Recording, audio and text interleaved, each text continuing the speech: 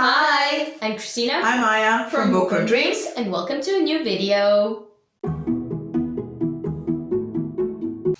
So we're back for Horror Week, and today we're going to be talking about another two stories. First one is Some of Your Blood by Theodore Sturgeon. So this is a story about George, who ends up in an institution, and the doctor who works there is trying to kind of figure out, does he actually belong there?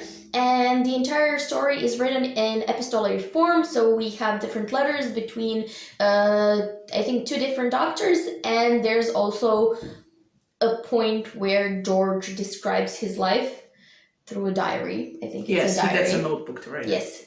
So that's, in short, what all right. this is about. First of all, to keep in mind, this story was written many moons, I think 68. Is it that long? I think it's 68 or 48. I think it's 68. Okay. If we're wrong, we'll write it here now. Yeah. It's very, and it's sort of lauded as one of the best horror stories ever.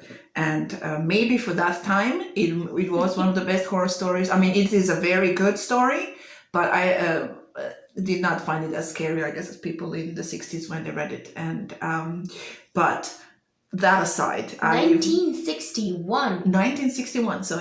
So yeah. But I can understand why the themes of this story were very creepy and freaky and horror for people of the 60s. But here in the 21st century, what century are we in? 21st century. We are used to many things, and the sort of the themes of this story are not as impactful as they were then. But that being said, I really enjoyed the story. I was very worried because she didn't like it, and I found it quite boring. Well, my sister who made the list, she was like, "This is more about characters." I don't like characters, so I was very surprised I like this. I mean, I like plot-driven stories. But I do admit I was bored when he started writing about his life.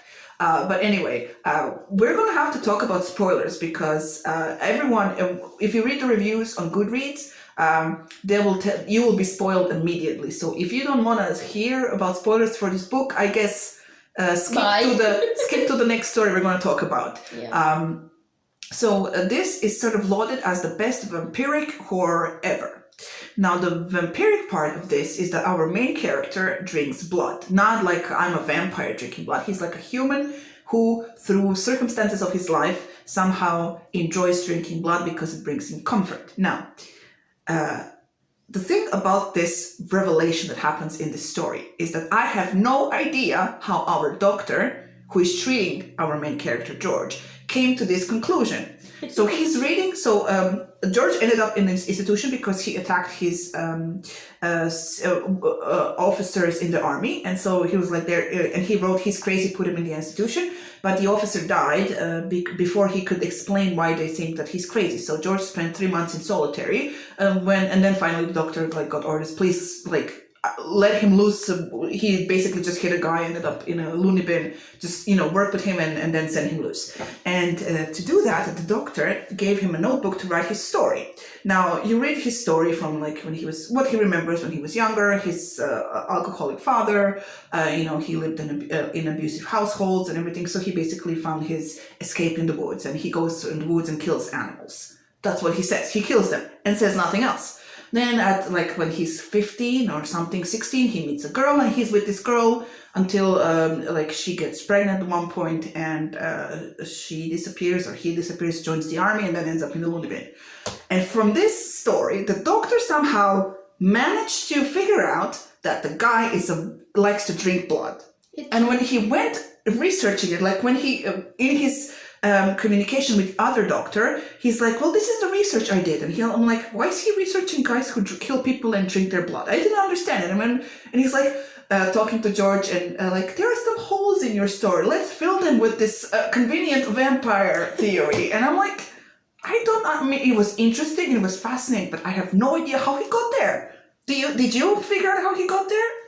Because I was like, I kill animals. I'm like, okay, you live, like, I mean, he lives in sort of this mining town, so like hunting and surviving out of, farm animals and forest animals seemed like, okay, that makes sense. Like, he's killing animals to eat and something, not to drink their freaking blood. And I'm like, how did you get there?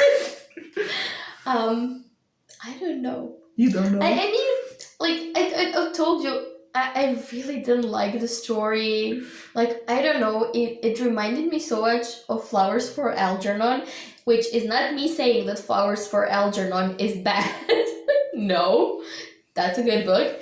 But I don't know, I couldn't get on with the whole epistolary thing. It just drove me nuts. It was so boring. And the whole point is like you read about George's life, and you're supposed to kind of, learn stuff from it, make your own conclusions.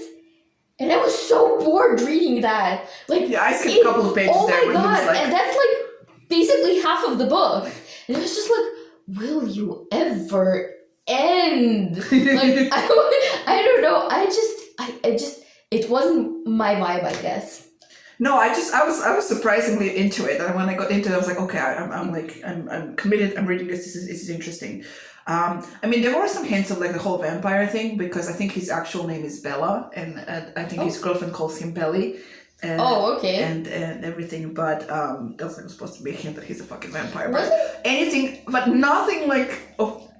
I mean, he later admits that like he likes to drink blood, and in the first beginning when he hits the guy and he cuts his hand and he drinks that blood. So it's like my first was like, is he like a vampire? But nobody knew that. Like all the people dealing with him, they just had the note from the officer like he's crazy, like lock him up. He didn't write like, oh, he drank his own blood or anything. But that's why I was like more stuck on this. I mean, as the story went along and as he connected sort of the dots and sort of fit the whole vampire thing in the stories and everything, and there were some tense moments when he was hypnotizing him and he was like, is he going to attack him or not and everything. But other than that, it was like, how did you get there? That's like my main. It was interesting. I really enjoyed it. Was it before he found out what the note said? No. Before he... He found the note at the end that basically just sort of confirmed what he thought and what he already discovered with George. Yeah. See, I enjoyed it. I liked it. I slept through the story. I mean, I don't... right now, for the people of this era, I don't think we would consider it a horror story. No. It would be maybe like a tense thriller or something. But yeah, I enjoyed it a lot. You not so much. All right. For me, it was the worst that we've read so for this week. I'm so sorry. No, come on. You're entitled to your opinion. But anyway, these are the two stories that we've read. If you've read them, please let us know if you agree with us or don't agree with us. Talk to us down in the comments below. Please like, share, subscribe, press the bell button if you want to get notifications whenever we post new videos. Check out all the other videos from our short story horror week or horror short story week. And important links in the description. Check them out. Thank you so much for watching, and we will see you in our next video. Bye.